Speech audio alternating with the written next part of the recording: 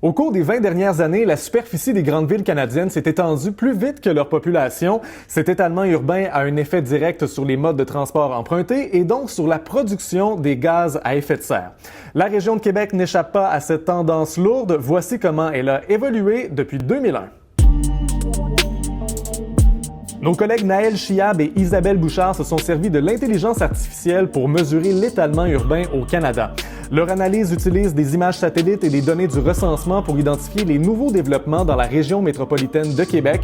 Ça inclut 28 municipalités, notamment sur la Côte-de-Beaupré, sur l'île d'Orléans, la MRC de la Jacques-Cartier et Lévis.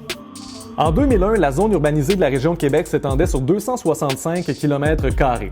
20 ans plus tard, c'est plutôt 345 km², une augmentation de 30 %. Sur cette même période, la population de la région est passée de 705 000 à 831 000 personnes, une augmentation de 17,9 %. Résultat, la densité de la région a diminué de 1,7 % en 20 ans. Dans les zones à faible densité, comme Cap-Rouge par exemple, les résidents doivent sortir de leur quartier pour obtenir des services. Dans ces secteurs, 87 % des travailleurs utilisent leur voiture pour se rendre au boulot et la majorité le font en solo. Dans les zones à forte densité, comme Saint-Roch, seulement 43 % des résidents vont travailler en voiture.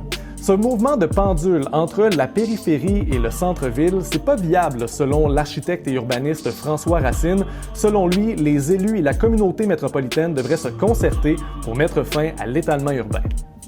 Il faut vraiment qu'il y ait une nouvelle norme qui soit entérinée de tous. Donc, à la fois de changer de type d'habitat, donc d'imposer des normes, éventuellement protéger les terres agricoles, protéger les milieux sensibles.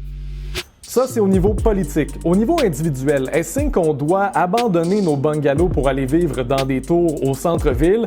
Pas nécessairement, nous dit M. Racine. Il existe des alternatives et il y en a ici même à Québec.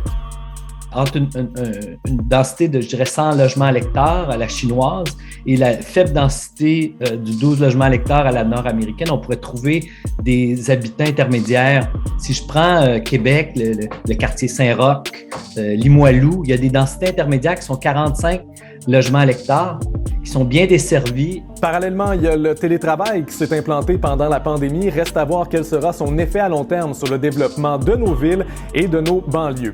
Pour en savoir davantage sur la situation à Québec et dans les autres grandes villes canadiennes, consultez l'appli Info de Radio-Canada.